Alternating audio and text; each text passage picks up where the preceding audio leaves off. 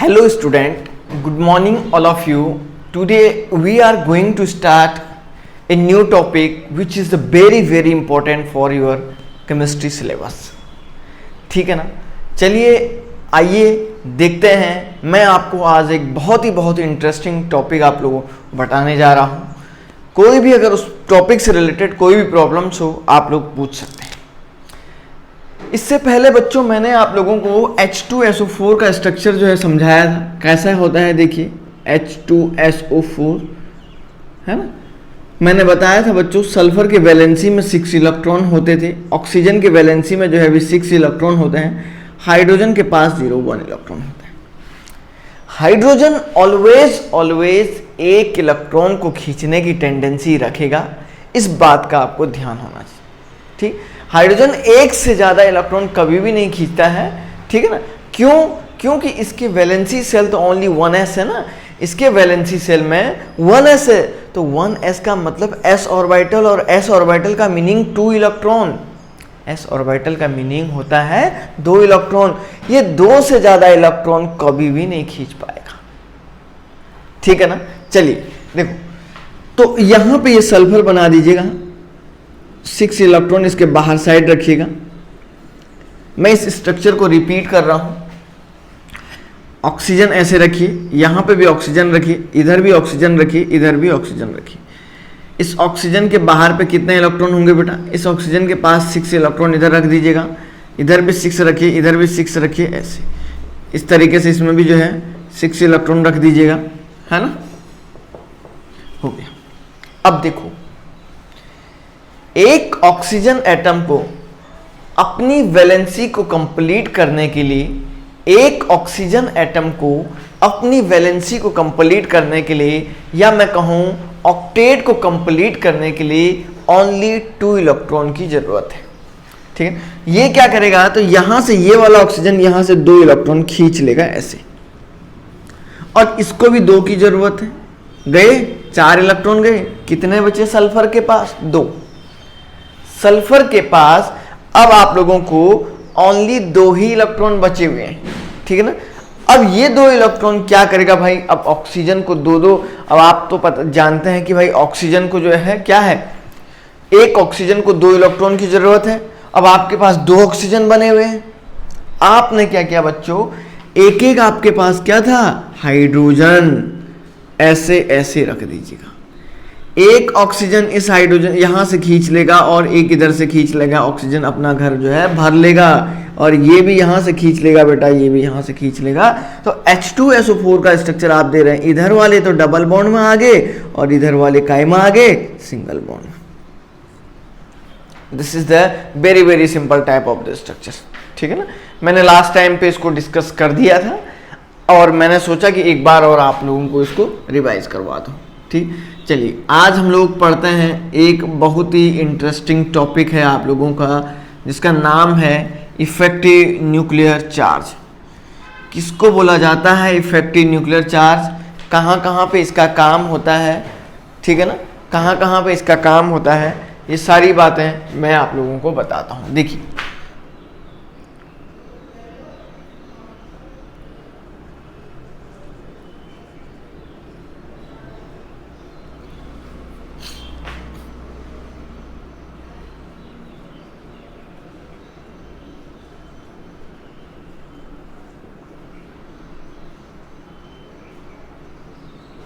Effective nuclear charge बहुत ही simple language में मैंने लिखा हुआ है.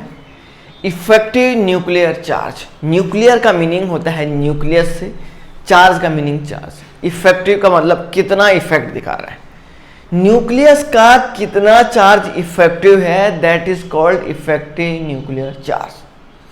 न्यूक्लियस का कितना चार्ज इफेक्टिव है, that is called effective nuclear charge. आइए देखते हैं क्या है इसमें. देखो बेटा, सपोज आपके पास इस तरीके से कोई पॉजिटिव चार्ज कोई एक न्यूक्लियस था, और इस न्यूक्लियस के बाहर साइड आप लोग जानते हैं सर्कुलर पाथ होते हैं. इसी सर्कुलर पाथ को आप क्या बोलते हैं, ऑर्बिटल बोलते हैं. और इन्हीं ऑर्बिटल में मैंने आपको बताया था इलेक्ट्रॉन घूमते हैं. इन्हीं ऑर्बिटल में इलेक्ट्रॉन जो है घूमते हैं. अब देखो बच्चों, सपोज मैंने कहा यहाँ पे ऐसे इलेक्ट्रॉन है, ठीक है ना, सारे में। अब ये जो इलेक्ट्रॉन का चार्ज होता है बच्चा, ये नेगेटिव चार्ज होता है, और न्यूक्लियस का ये मैंने कहा ये न्यूक्लियस है, ठीक है ना। इस न्यूक्लियस का जो चार्ज है ये पॉजिटिव है। इस न्यूक्लियस का जो चार्ज है बच्चों, ये पॉजिटिव चार्ज है, ठीक है। अब देखो,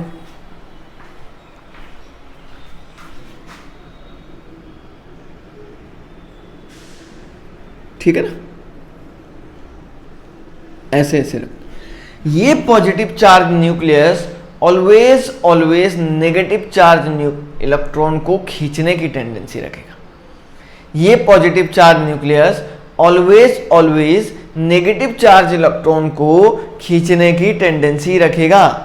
समझ रहे ना, हमेशा क्या होता है, जो ये पॉजिटिव चार्ज है इस न्यूक्लियस का, ये नेगेटिव चार्ज को अट्रैक्ट करेगा, हमेशा इस बात का ध्यान रखिएगा, ठीक है। तो क्या होगा बेटा, देखिए जरा ध्यान से। अब यहां से देखिए, यहां से ये इधर खींच लेगा और यहां से इधर खींच लेगा। देखो जैसे ही ये न्यूक्लियस इसको खींचेगा, अब ये वाला ऑर्बिटल कुछ इधर जैसा अंदर जैसा आ जाएगा ना, श्रिंक हो जाएगा थोड़ा सा, मतलब अंदर से सिकुड़ जाएगा। जितना ज्यादा चार्ज लगेगा उतना ही क्लोज आएगा। जितना ज्यादा चार्ज लगेगा उतना ही ये क्लोज्ड आएगा। तो आप देख रहे हैं कि सर ये जितना ज्यादा चार्ज लगा रहा है ये उतना ही अंदर को आएगा। अब देखो क्या हुआ, अब हुआ क्या, कहानी क्या आई फिर।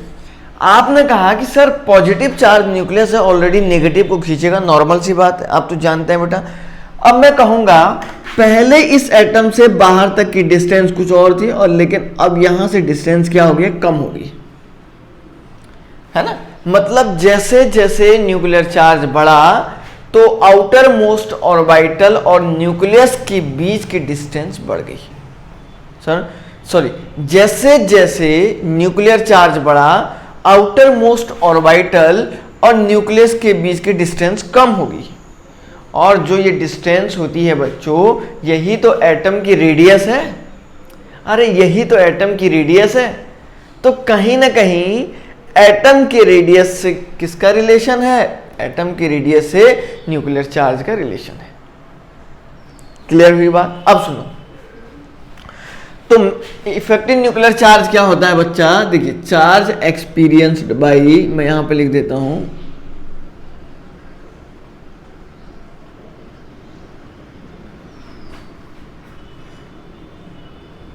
Outer most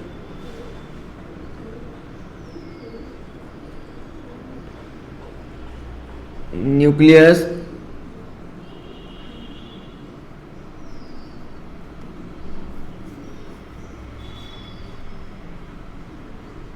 outermost orbital through by nucleus।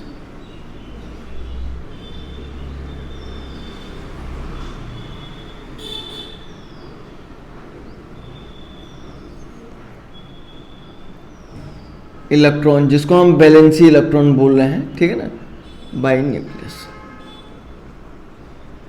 कितना चार्ज सामने वाले ने एक्सपीरियंस किया वही तो आपका हो जाएगा।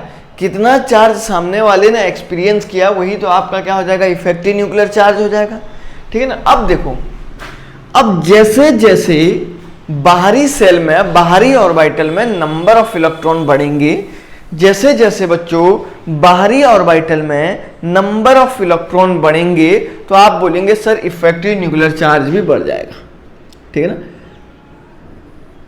ऑन इंक्रीजिंग द, मैं यहीं पे ऐसे लिख देता हूं, देखिए ये बहुत बेसिक टॉपिक है, समझ रहे हैं ना।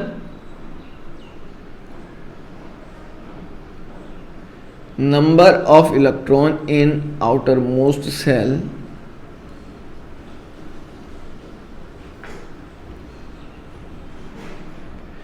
Effective nuclear charge increases. देखो क्या लिखा है बेटा, ये ENC लिखा है मैंने। ENC का मीनिंग क्या हो गया, ये ENC effective nuclear charge increases, इसको इंक्रीज बोलते हैं, ठीक है ना, ये इंडिकेशन है, ठीक है ना। अब मैंने क्या किया जरा देखो, सपोज मैंने यहां पे लिखा P1 कोई कोई P1, कोई 2p1 ऑर्बिटल है, आगे जाके 2p2 है, आगे जाके 2p3 है, समझ रहे हैं ना, और ऐसे आगे जाएंगे तो आप देख रहे हैं यहां से इधर आने पे आप देख रहे हैं नंबर ऑफ इलेक्ट्रॉन बढ़ते जा रहे हैं, ठीक है ना। नंबर ऑफ इलेक्ट्रॉन बढ़ते जाएंगे तो आप बोलेंगे सर इफेक्टिव न्यूक्लियर चार्ज की जो वैल्यू होगी वो क्या हो जाएगी, बिल्कुल ज़्यादा हो जाएगी, इंक्रीज हो जाएगी। क्यों? क्योंकि इलेक्ट्रॉन आउटर मोस्ट सेल में बढ़ते जा रहे हैं, और जैसे जैसे इलेक्ट्रॉन बढ़ेंगे आप क्या बोलोगे, जैसे जैसे इलेक्ट्रॉन बढ़ेंगे तो आप क्या बोलोगे कि सर इफेक्टिव न्यूक्लियर चार्ज की वैल्यू भी बढ़ गई। क्लियर हुई बात? यहां तक बहुत ही सिंपल बात मैंने आपको बता दी है, ठीक। अब देखो, अब एक और इंपॉर्टेंट बात बताता हूं मैं। अब मैं जरा सा एक नया टॉपिक यहीं पे लिख देता हूं,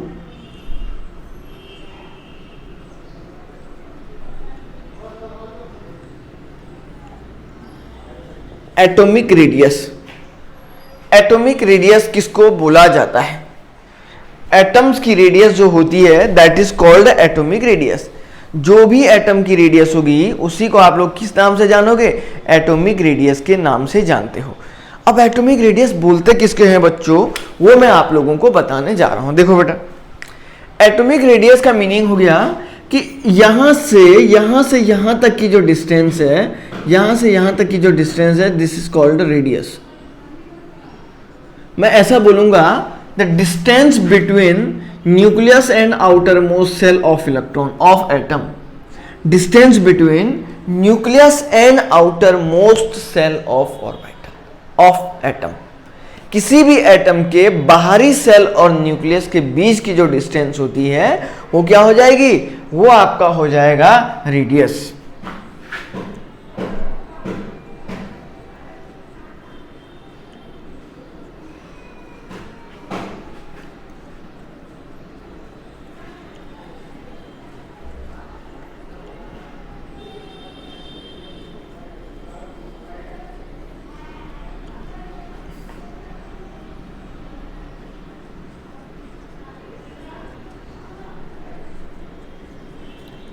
एटम के आउटर मोस्ट सेल और रेडियस के बीच की जो डिस्टेंस है उसी को आप लोग क्या बोलोगे बेटा, उसी को तो आप एटॉमिक रेडियस बोलोगे, ठीक है ना। इसको तो आप बोल सकते हैं ऐसा, ठीक है ना।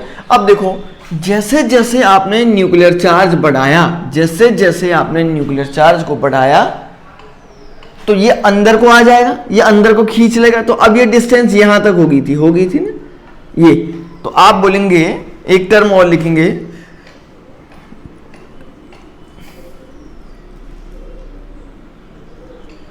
on increasing the nuclear charge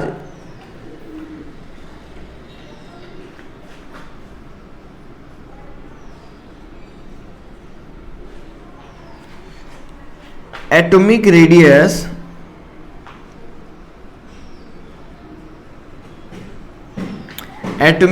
क्या हो जाएगा बेटा, इन डिक्रीजेस।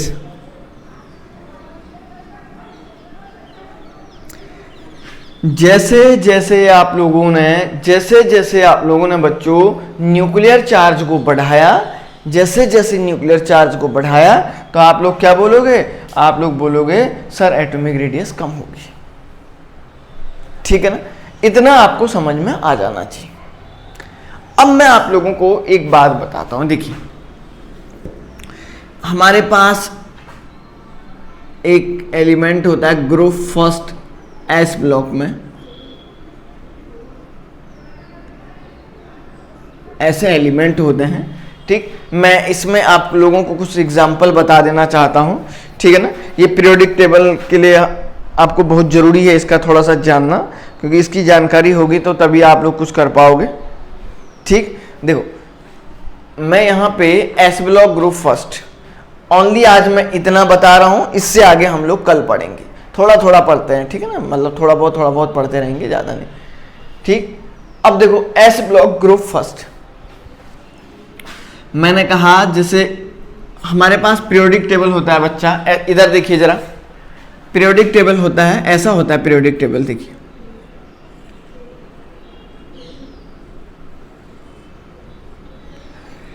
ये होता है पीरियोडिक टेबल। देखिए यहाँ पे ये फर्स्ट ग्रुप है, ये सेकंड ग्रुप है, इसको बोलते हैं, ये होता है आपका S block. S block element यहाँ पे होते हैं, और यहाँ से लेके यहाँ इन दोनों के बीच में इसको बोलते हैं, ये आपके डी ब्लॉक एलिमेंट होते हैं।